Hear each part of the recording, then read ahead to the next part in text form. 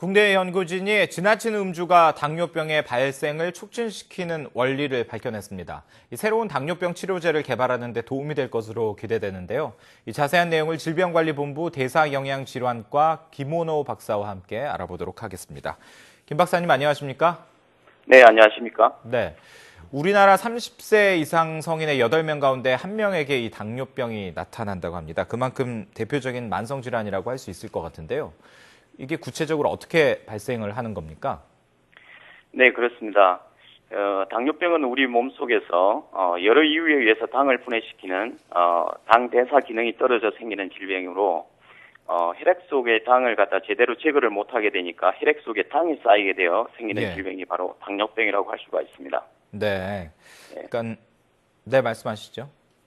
이러한 당뇨병은 동맥경화라든지 심혈관 질환, 그리고 뇌졸중, 그리고 심지어 치매와 같은 거의 모든 만성질환 합병증 발생의 주요 원인 질환이라고 잘 알려져 있습니다.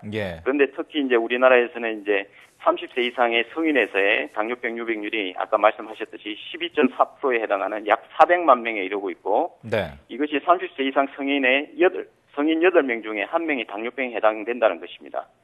근데 문제는 더 심각한 문제는 공복 혈당 장애가 우리나라 인구가 약 610만 명에 이르러요. 근데 이것을 다시 말하면 우리 인구의 약 1000만 명이 당뇨 또는 당뇨 잠재군이라는 사실은 충격에 가깝다고 할 수가 있겠죠. 네. 상당히 좀 경각심을 가지고 들여다봐야 할 그런 질병인 것 같은데요. 네, 그러니까 혈액 속에 당을 제대로 분해하지 못하게 되면서 이 몸속에 혈당이 이제 높아지면서 생기는 질병이다. 이렇게 앞서서 설명을 해줬는데요. 그렇다면 이 당 대사 기능에 영향을 주는 위험 요인으로는 어떤 것들이 있습니까? 사실 이제 당뇨병 발생을 유발하는 원인은 매우 많고 다양하다고 알려져 있습니다. 그런데 이제 가장 먼저 우리가 생각할 수 있는 것이 유전적인 요인을 들 수가 있겠습니다. 그런데 실제 당뇨병 발생에 있어서 미치는 그 유전적인 요인의 영향은 10%에서 한 15%에 불과하다는 게 일반적인 주장들입니다. 그러면 나머지 이제 한 8, 90%에 해당하는 원인이 따로 있는데 그것이 바로 우리가 생활하는 데 있어서 쉽게 습관적으로 노출되어진 행태에서 그 원인을 찾을 수가 있겠습니다. 그 첫 번째가 이제 뭐 고칼로리 음식이나 고지방 식이 섭취를 갖다 들 수가 있겠고, 두 번째가 운동 부족, 그리고 세 번째가 생활 습관적인 위험 요인에 노출되는 경우라고 할 수가 있겠는데 거기에는 바로 흡연이라든지 알코올 섭취 등이 포함된다고 할 수가 있겠습니다. 그리고 이제 특히 알코올의 경우에는 우리 몸속에서 산화적 스트레스를 갖다 유발하는 가장 대표적인 주요 위험 요인이라고 할 수가 있겠습니다. 그러니까 8, 90% 정도가 식생활에서 비롯된 건데 맞습니다. 그 가운데 그 알코올, 음주가 상당히 그 많은 부분을 차지한다. 이렇게 좀 정리를 하면 될 것 같은데요. 맞습니다. 우리가 흔히들 그 술을 많이 마시면 당뇨병에 걸릴 확률이 높다 이런 얘기는 하는데 이번 연구를 통해서 그 고리를 밝혀내신 것 같은데요. 어떤 실험 과정을 거쳐서 알아낼 수 있었던 건가요? 네, 사실은 우리나라의 경우에는 이제 그 당뇨병의 특징들 중에서 마른 당뇨병 환자들이 많고, 특히나 알코올에 오랜 시간 동안 노출된 환자들에서 보면 제2형 당뇨병을 가지고 있는 환자들이 약 30%에서 40%에 이른다는 임상적 소견들이 많이 보고가 된 바가 있었습니다.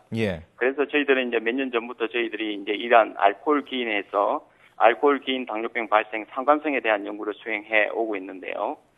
저희들이 이제 2010년도에 이미 과도한 알코올 섭취가 당분의 효소의 발현을 갖다 저해함으로써 당뇨병을 촉진시킬 수 있다는 사실을 보도한 바가 있었는데 이번 연구는 그 후속 연구로서 이제 알코올 섭취에 따른 ATF3라고 하는 단백질이 크게 증가를 해서 이것이 바로 당분의 효소 유전자를 직접적으로 억제함으로써 당뇨병 발생을 촉진시킬 수 있다라고 하는 과학적인 근거를 만들어냈다는데 그 의의가 있다고 하겠습니다.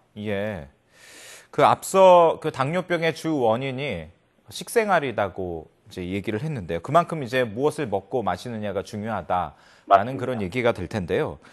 그 흔히들 그 과도한 음주는 이렇게 당뇨병의 원인이 되지만 적당한 음주는 괜찮다 이렇게 알고 계시는 분들도 있거든요.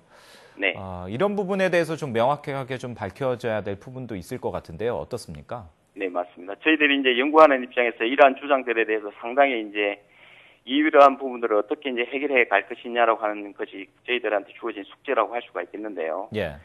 이러한 주장들의 이제 근거가 바로 이제 단면적인 어떤 역학조사라든지 아니면 후성 유전체약 연구에서 비롯되었다고 할 수가 있는데요. 예. 이제 사실은 하루에 한두 잔의 음주를 할 때에는 알코올 기인 사망률이라든지 당뇨병 발생률이 감소될 수 있다라고 하는 그런 보고서들이 미국 당뇨병 학회라든지 알코올 연구소에서 보고가 된 바가 있었습니다. 네. 그러나 아직까지 이 주장이 맞다고 여길 만한 과학적인 근거는 제시된 바가 없다고 할 수가 있겠죠. 예. 그런데 이제 저희들의 연구 결과에 따르면 알코올 섭취량이 많든 적든 간에 아니면 그 알코올 섭취를 하는 기간이 짧든 길든지 간에 알코올을 섭취하게 되어지면 우리 몸속에서는 여러 산화 물질들이 생성되는 것을 쉽게 확인할 수가 있었습니다. 예. 그리고 지속해서 술을 마시게 되면 과잉으로 생산되는 스트레스로 인해서 이 ATF3라고 하는 이 단백질 발현이 크게 증가가 됨으로 해서 결국에는 당대사 기능 이상이 생기게 되어지고 그럼으로 인해서 당뇨병을 촉진시킨다는 사실을 확인할 수가 있었습니다. 예. 그리고 이제 우리나라의 경우에는